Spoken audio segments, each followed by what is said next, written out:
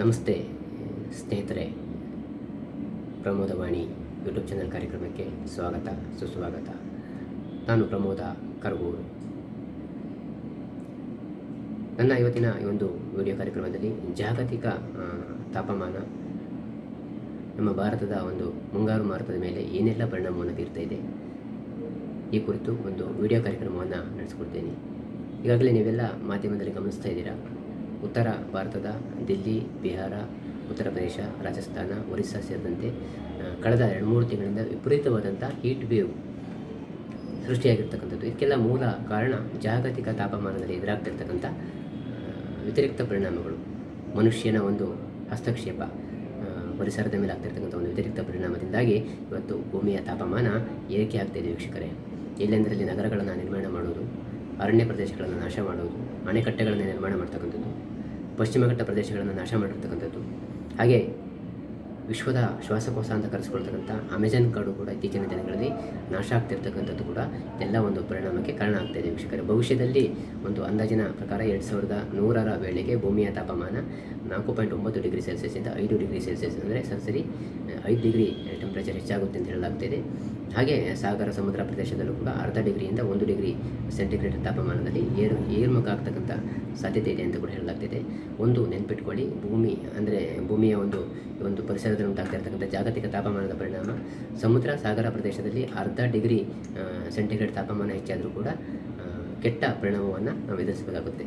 ಚಂಡಮಾರುತಗಳು, ಪ್ರವಾಹ ಪರಿಸ್ಥಿತಿ, ಇಂಥ ಒಂದು ಪ್ರಾಕೃತಿಕ ಅಸಮತೋಲನ ಎದುರಾಗುತ್ತೆ. ಲಾನೈನೋ ಮತ್ತು ಎಲ್ನೈನೋ ಏರ್ಪೇರ್ ಆಗ್ತಕ್ಕಂಥದ್ದು. ಅಂದರೆ ಹಿಂದೆ ಜಾಗತಿಕ ತಾಪಮಾನ ತುಂಬ ಕಡಿಮೆ ಇತ್ತು, ಆ ಸಂದರ್ಭದಲ್ಲಿ ಅಪರೂಪದಲ್ಲೊಮ್ಮೆ ಎಲ್ನೈನೋ ಹಾಗೂ ಲಾನೈನೋ ಕಾಣಿಸ್ಕೊತಾ ಇತ್ತು. ಆದರೆ ಇತ್ತೀಚಿನ ವರ್ಷಗಳಲ್ಲಿ ಹಲವು ದಶಕದಿಂದ ಈಚೆಗೆ ಜಾಗತಿಕ ತಾಪಮಾನದಲ್ಲಿ ಉಂಟಾಗ್ತಿರ್ತಕ್ಕಂಥ ಒಂದು ಏರುಪೇರಿನ ಕಾರಣವಾಗಿ, ಅಂದರೆ ಭೂಮಿಯ ವಾತಾವರಣದ ಮೇಲೆ ದಿನೇ ಒಂದು ಪರಿಸರದ ಮೇಲೆ ನಾವು ಏನು ಇವತ್ತು ಕಾರ್ಖಾನೆಗಳಾಗಿರ್ಬೋದು, ಇಂಗಾಲದ ಒಂದು ಡೈಆಕ್ಸೈಡ್ ಆಗಿರ್ಬೋದು, ಇಂಗಾಲದ ಒಂದು ಮಾನಾಕ್ಸೈಡ್ ಆಗಿರ್ಬೋದು, ಇಂಥ ವಿಷಕಾರಿ ವಸ್ತುಗಳನ್ನು ಒಂದು ಕ್ಲೋರೋ ಕಾರ್ಬನ್ ಅಂತ ಕೂಡ ಕರಿತೀವಿ.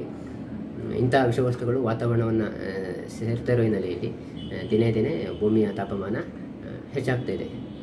ಹಾಗೆ ಹಸಿರೀಕರಣವನ್ನು ನಾವು ನಾಶ ಮಾಡಿದ ಹಿನ್ನೆಲೆಯಲ್ಲಿ, ಅರಣ್ಯಗಳನ್ನು ನಾಶ ಮಾಡಿದ ಹಿನ್ನೆಲೆಯಲ್ಲಿ ಕೂಡ, ಅಂದರೆ ಸೂರ್ಯನಿಂದ ಬರ್ತಕ್ಕಂಥ ಕಿರಣಗಳು ಭೂಮಿಯನ್ನು ತಲುಪಿದರೆ ಆ ಒಂದು ಕಿರಣಗಳನ್ನು, ಆ ಒಂದು ಶಾಖವನ್ನು ಹೀರಿಕೊಳ್ತಕ್ಕಂಥ ಒಂದು ವ್ಯವಸ್ಥೆಯನ್ನು ನಾವು ಹಾಳು ಮಾಡಿದ ಪರಿಣಾಮವಾಗಿ ಈ ಒಂದು ಪರಿಸ್ಥಿತಿ ನಿರ್ಮಾಣ ಆಗ್ತಾಯಿದೆ.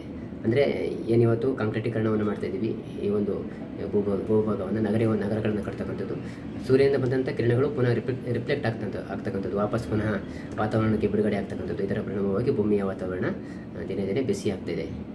ಹಾಗಾಗಿಯೇ ಇತ್ತೀಚಿನ ವರ್ಷಗಳಲ್ಲಿ 1960ರಿಂದ 2000ನೇ ಇಸವಿವರೆಗಿನ ಭಾರತದ ಒಂದು ಮುಂಗಾರಿನ ಪರಿಸ್ಥಿತಿಯನ್ನು ನೋಡಿದರೆ ದಿನೇ ಅಂದರೆ ವರ್ಷವೂ ಕೂಡ ಮುಂಗಾರು ಮಾರುತಗಳು ಶಕ್ತಿಯನ್ನು ಕಳ್ಕೊತಾ ಇವೆ. ಹಾಗೆ ಕಳೆದ 2 ದಶಕವನ್ನು ನಾವು ನೋಡಿದರೆ 2000ನೇ ಇಸವಿಯಿಂದ ಇಲ್ಲಿ ತನಕ ಭಾರತದ ಮುಂಗಾರಿನ ಸ್ಥಿತಿಗತಿಯನ್ನು ಗಮನಿಸಿದರೆ 2-3 ಬಾರಿ ಇಂಥ ಒಂದು ಪರಿಸ್ಥಿತಿ ನಿರ್ಮಾಣ ಆಗಿರ್ತಕ್ಕಂಥದ್ದು. ಇದಕ್ಕೆಲ್ಲ ಮೂಲ ಕಾರಣ ಜಾಗತಿಕ ತಾಪಮಾನ.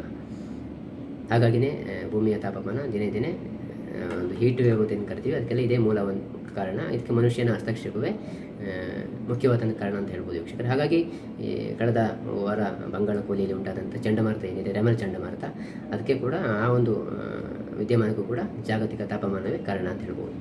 ಕಳೆದ ವರ್ಷವೂ ಕೂಡ ಬಿಪರ್ಜಾಯ್ ಅಂತಕ್ಕಂಥ ಒಂದು ಚಂಡಮಾರುತ ಅರಬ್ಬಿ ಸಮುದ್ರದಲ್ಲಿ ಕಾಣಿಸ್ಕೊಂಡಿತ್ತು. ಅದರ ಒಂದು ಪರಿಣಾಮವೂ ಕೂಡ ಭಾರತದಲ್ಲಿ ಮುಂಗಾರು ಮಾರುತಗಳು ದುರ್ಬಲ ಆಯಿತು. ಈ ಒಂದು ಬಿಪರ್ಜಾಯ್ ಚಂಡಮಾರುತ ಸೃಷ್ಟಿಯಾಗಲಿಕ್ಕೂ ಕೂಡ ಈ ಒಂದು ಜಾಗತಿಕ ತಾಪಮಾನವೇ ಕಾರಣ. ಈಗಾಗಲೇ ನಾವು ಮಾರ್ಚ್ ಏಪ್ರಿಲ್ ತಿಂಗಳಲ್ಲಿ, ಹಾಗೆ ಮೇ ತಿಂಗಳ ಒಂದು ಮೊದಲ ವಾರದಲ್ಲಿ ನಾವು ದಕ್ಷಿಣ ಭಾರತದಲ್ಲೂ ಕೂಡ ಆಂಧ್ರ, ತಮಿಳುನಾಡು, ಕೇರಳ, ಕರ್ನಾಟಕ ಸೇರಿದಂತೆ ಹೀಟ್ ವೇವನ್ನು ನಾವು ಕೂಡ ಅನುಭವಿಸಿದ್ವಿ. ಆದರೆ ಮೇ 2ನೇ ವಾರದ ನಂತರ ಒಂದು ವಾರ ದಕ್ಷಿಣ ಭಾರತ ಕೊಂಡ್ಕೊಂಡಂತೆ ಉತ್ತಮವಾದಂಥ ಒಂದು ಮಳೆಯ ಲಕ್ಷಣಗಳು ಗೋಚರ ಆಗ್ತಿದ್ವು. ಹಾಗೆ ನಾನು ಕೂಡ ಹೇಳಿದ್ದೆ ಮಾರ್ಚ್ನಲ್ಲೇ, ಈ ಬಾರಿ ಬಂಗಾಳ ಕೊಲ್ಲಿಯಲ್ಲಿ ಚಂಡಮಾರುತದ ಸಾಧ್ಯತೆ ಕೂಡ ಇದೆ. ಹಾಗೆ ಮುಂಗಾರು ಅತಿ ಬೇಗನೆ ಅಂಡಮಾನನ್ನು ಪ್ರವೇಶ ಮಾಡುತ್ತೆ ಅಂತ. ಅದರಂತೆ ಮುಂಗಾರು ಮಾರುತಗಳು ಅಂಡಮಾನನ್ನು ಪ್ರವೇಶ ಮಾಡಿದವು. ಆದರೆ ಬಾಂಗ್ಲಾ ಕೊಲ್ಲಿಯಲ್ಲಿ ಉಂಟಾದಂಥ ರೆಮಲ್ ಚಂಡಮಾರುತದ ಪರಿಣಾಮವಾಗಿ ಮುಂಗಾರು ಮಾರುತಗಳು ದುರ್ಬಲ ಆಗಿರ್ತಕ್ಕಂಥ ಒಂದು ಲಕ್ಷಣಗಳು ಗೋಚರ ಆಗ್ತವೆ. ನೀವು ಇಲ್ಲಿ ಭಾರತೀಯ ಹವಾಮಾನ ಇಲಾಖೆಗೆ ಸೇರಿದಂಥ ಸ್ಯಾಟಲೈಟ್ ಇಮೇಜನ್ನು ತೋರಿಸ್ತೀನಿ. ನೀವು ಇಲ್ಲಿ ಗಮನಿಸ್ಬೋದು, ಮುಂದಿನ ದಿನಗಳಲ್ಲಿ ನಾಳೆ ಜೂನ್ 1ನೇ ತಾರೀಕು, ಈ ಸಂದರ್ಭದಲ್ಲಿ ಮುಂದಿನ ದಿನಗಳಲ್ಲಿ ಮುಂಗಾರು ಸ್ಥಿತಿಗತಿಗಳು ಹೇಗಿರ್ಬೋದು ನಾನು ಇಲ್ಲಿ ಕಾಣ್ಬೋದು, ಇಲ್ಲಿ ನೋಡ್ಬೋದು ವೀಕ್ಷಕರೇ. ಭಾರತೀಯ ಹವಾಮಾನ ಇಲಾಖೆಗೆ ಸೇರಿದಂಥ ಸ್ಯಾಟಲೈಟ್ ಇಮೇಜನ್ನು ನೀವು ಇಲ್ಲಿ ನೋಡ್ತಾ ಇದ್ದೀರಾ. ಈ ಒಂದು ಭಾಗದಲ್ಲಿ ಬಂಗಾಳ ಕೊಲ್ಲಿಗೆ ಸೇರಿದಂಥ ಪ್ರದೇಶ ಇದು. ಈ ಒಂದು ಭಾಗದಲ್ಲಿ ಕಳೆದ ವಾರ ಚಂಡಮಾರುತ ಸೃಷ್ಟಿಯಾದ ಹಿನ್ನೆಲೆಯಲ್ಲಿ, ಅಂದರೆ ಕಳೆದ 3-4 ದಿನದ ಹಿಂದೆ ಚಂಡಮಾರುತ ಈಶಾನ್ಯ ದಿಕ್ಕಿಗೆ ಚಲಿಸಿರ್ತಕ್ಕಂಥದ್ದು. ಪಶ್ಚಿಮ ಬಂಗಾಳ, ಬಾಂಗ್ಲಾದೇಶ ಮೂಲಕ ಮಿಜೋರಾಂ, ತ್ರಿಪುರ, ಮಣಿಪುರದ ಕಡೆಗೆ ಪ್ರವೇಶವನ್ನು ಮಾಡಿರ್ತಕ್ಕಂಥದ್ದು.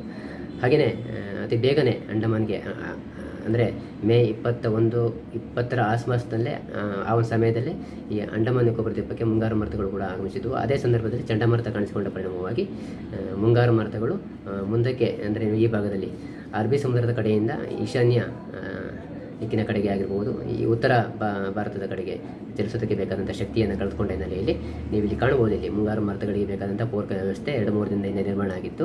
ಆದರೆ ಈ ಒಂದು ಬಂಗಾಳ ಕೊಲ್ಲಿಯಲ್ಲಿ ಉಂಟಾದಂಥ ಚಂಡಮಾರುತದ ಪರಿಣಾಮವಾಗಿ ಈಗಾಗಲೇ ಅರಬ್ಬಿ ಸಮುದ್ರದಲ್ಲಿ ಉಂಟಾಗ್ತಾ ಇದ್ದಂಥ ಒಂದು ಮಾನ್ಸೂನ್ಗೆ ಬೇಕಾದಂಥ ಪೂರಕ ವ್ಯವಸ್ಥೆ ಏನಿದೆ ಇದು ದುರ್ಬಲ ಆಗ್ತಾ ಇರ್ತಕ್ಕಂಥದ್ದು. ಇಲ್ಲಿ ಸಂಪೂರ್ಣವಾಗಿ ದುರ್ಬಲ ಆದ ಹಿನ್ನೆಲೆಯಲ್ಲಿ ಇನ್ನು ನಾವು ಜೂನ್ ತಿಂಗಳಲ್ಲೂ ಕೂಡ ಈ ಬಾರಿ ಹೆಚ್ಚಿನ ಮಳೆಯನ್ನು ನಿರೀಕ್ಷೆ ಮಾಡುವಂತಿಲ್ಲ. ಆದರೆ ಮುಂದಿನ 2-3 ದಿನಗಳಲ್ಲಿ ದಕ್ಷಿಣ ಭಾರತದ ಆಂಧ್ರ ಪ್ರದೇಶ, ತೆಲಂಗಾಣ, ಹಾಗೆ ತಮಿಳುನಾಡು, ಕೇರಳ, ಹಾಗೆ ಲಕ್ಷದ್ವೀಪ, ಕರ್ನಾಟಕದ ಕರಾವಳಿ ಘಟ್ಟ ಪ್ರದೇಶ, ಹಾಗೆ ಕರ್ನಾಟಕದ ದಕ್ಷಿಣ ಭಾಗದ ಅಲ್ಲಲ್ಲಿ ಹಗುರವಾಗಿ ಮಳೆ ಆಗ್ತಕ್ಕಂಥ ಲಕ್ಷಣಗಳು ಕಂಡುಬರ್ತವೆ ವೀಕ್ಷಕರೇ. ಜೂನ್ನಲ್ಲಿ ಈ ಬಾರಿ ಮಳೆ ಕೈ ಕೊಡ್ತಕ್ಕಂಥ ಸಾಧ್ಯತೆಗಳು ಕಂಡುಬರ್ತವೆ. ಹಾಗೆ ಉತ್ತರ ಭಾರತದಲ್ಲೂ ಕೂಡ ಹೆಚ್ಚಿನ ಒಂದು ಬದಲಾವಣೆ ಇಲ್ಲ. ಇನ್ನು ಉತ್ತರ ಭಾರತದಲ್ಲಿ ಜುಲೈ ತಿಂಗಳ ಮೊದಲ ವಾರದಲ್ಲಿ ಮುಂಗಾರು ಮಾರುತಗಳು ಈ ಒಂದು ಪ್ರದೇಶಕ್ಕೆ ಎಂಟ್ರಿ ಕೊಡ್ಬೋದು. ಅಂದರೆ ಜುಲೈ ಮೊದಲ ವಾರದಲ್ಲಿ ದೆಹಲಿ ಸೇರಿದಂತೆ ದೆಹಲಿ ಸುತ್ತಮುತ್ತ, ಹಾಗೆ ರಾಜಸ್ಥಾನ ಆಗಿರ್ಬೋದು, ಈ ಒಂದು ಪ್ರದೇಶಕ್ಕೆ ಜುಲೈ ಮೊದಲ ವಾರದಲ್ಲಿ ಮುಂಗಾರು ಮಾರುತಗಳು ಎಂಟ್ರಿ ಕೊಡ್ತಕ್ಕಂಥ ಸಾಧ್ಯತೆ ಇದೆ. ಹಾಗೆ ಜಮ್ಮು ಮತ್ತು ಕಾಶ್ಮೀರ ಆಗಿರ್ಬೋದು, ಹಾಗೆ ಭಾರತದ ಪೂರ್ವೋತ್ತರ ಭಾಗ ಕೊಂಡ್ಕೊಂಡಂತೆ ಕೂಡ ಹೆಚ್ಚಿನ ಒಂದು ಬದಲಾವಣೆ ಇಲ್ಲ. ಈಶಾನ್ಯ ಭಾರತದ ಒಂದಷ್ಟು ಪ್ರದೇಶದಲ್ಲಿ ನಾಗಾಲ್ಯಾಂಡ್ ಆಗಿರ್ಬೋದು, ಮಣಿಪುರ, ತ್ರಿಪುರ, ಸಿಕ್ಕಿಂ ಈ ಭಾಗದಲ್ಲಿ ಸಾಧಾರಣ ಪ್ರಮಾಣದಲ್ಲಿ ಮಳೆ ಆಗ್ತಕ್ಕಂಥ ಲಕ್ಷಣಗಳು ಕಂಡು ಬರ್ತವೆ. ಆದರೆ ಈ ಒಂದು ಭಾಗದಲ್ಲಿ ಒರಿಸ್ಸಾದ ಸುತ್ತಮುತ್ತ ಒಂದಷ್ಟು ಪ್ರದೇಶಗಳಲ್ಲಿ ಮಳೆ ಆಗ್ತಕ್ಕಂಥ ಲಕ್ಷಣಗಳು ಕಂಡು ಬರ್ತವೆ ವೀಕ್ಷಕರೇ. ಅಷ್ಟು ಬಿಟ್ಟರೆ ಇನ್ನು ಉಳಿದಂತೆ ಹೆಚ್ಚಿನ ಒಂದು ವಿಶೇಷವಾದಂಥ ಒಂದು ಹವಾಮಾನದ ಬದಲಾವಣೆ ಎಲ್ಲೂ ಕೂಡ ಕಂಡು ಬರ್ತದೆ ವೀಕ್ಷಕರೇ. ಇದಕ್ಕೆಲ್ಲ ಪ್ರಮುಖವಾದಂಥ ಕಾರಣ ಜಾಗತಿಕ ತಾಪಮಾನದಲ್ಲಿ ಉಂಟಾಗ್ತಿರ್ತಕ್ಕಂಥ ಹವಾಮಾನದ ಬದಲಾವಣೆ, ಹಾಗೆ ಬಂಗಾಳ ಕೊಲ್ಲಿಯಲ್ಲಿ ಉಂಟಾಗಿರ್ತಕ್ಕಂಥ ಒಂದು ಚಂಡಮಾರುತದ ಪ್ರಭಾವದಿಂದ ಈ ಬಾರಿ ಕೂಡ ಮುಂಗಾರು ಮಾರುತಗಳು ದುರ್ಬಲ ಆಗ್ತಕ್ಕಂಥ ಲಕ್ಷಣ ಕಂಡು ಬರ್ತೇವೆ ವೀಕ್ಷಕರೇ. ಕಾದು ನೋಡೋಣ. ಎಲ್ನೈನೋ ಇನ್ನೂ ಕೂಡ ಮುಂದುವರೆದಿರ್ತಕ್ಕಂಥದ್ದು ಕೂಡ ಇದಕ್ಕೆ ಪ್ರಮುಖವಾದಂಥ ಕಾರಣ. ಎಲ್ನೈನೋದ ಪ್ರಭಾವದಿಂದಾಗಿ ಕೂಡ ಉತ್ತರ ಭಾರತದಲ್ಲಿ ತೀವ್ರತರವಾದ ಹೀಟ್ ವೇವ್ ಅಂತ ಹೇಳ್ತೀವಿ, ಒಂದು ಉಷ್ಣದ ಒಂದು ಏರಿಕೆ, ಅಂದರೆ ದೆಹಲಿಯಲ್ಲಿರ್ತಕ್ಕಂಥ ಮುಂಗೇಶ್ಪುರದಲ್ಲಿ 52.9 ಡಿಗ್ರಿ ಟೆಂಪ್ರೇಚರ್ ದಾಖಲಾಗಿರ್ತಕ್ಕಂಥದ್ದು ಆತಂಕಕಾರಿ, ಕಳವಳಕಾರಿ ವಿಚಾರ. ಹಾಗೆ ರಾಜಸ್ಥಾನದ ಕಡೆಯಿಂದ ದೆಹಲಿ ಕಡೆಗೆ ಬೀಸ್ತಾ ಇರ್ತಕ್ಕಂಥ ಬಿಸಿಗಾಳಿಯ ಪ್ರಭಾವದಿಂದ ಈ ಒಂದು ಪರಿಸ್ಥಿತಿ ನಿರ್ಮಾಣ ಆಗಿರ್ತಕ್ಕಂಥದ್ದು. ಮುಂದಿನ ದಿನಗಳಲ್ಲಿ ಕಾದು ನೋಡೋಣ. ಏನಾದರೂ ಜುಲೈ ತಿಂಗಳಲ್ಲಿ ಏನಾದರೂ ಮುಂಗಾರು ಮಾರುತಗಳು ಸುಧಾರಿಸಿಕೊಳ್ಳುತ್ತಾ ಅಂತ. ಯಾಕಂದರೆ ಜೂನ್ನಲ್ಲಿ ಈ ಬಾರಿ ಮುಂಗಾರು ಮಾರುತಗಳು ತಲೆ ಕೆಳಗಾಗಿ, ಅಂದರೆ ಸಂಪೂರ್ಣವಾಗಿ ಹವಾಮಾನ ಇಲಾಖೆ ಲೆಕ್ಕಾಚಾರವನ್ನು ಇಟ್ಕೊಂಡಿತ್ತು ಈ ಬಾರಿ ಒಳ್ಳೆ ಮಳೆ ಆಗುತ್ತೆ ಅಂತ.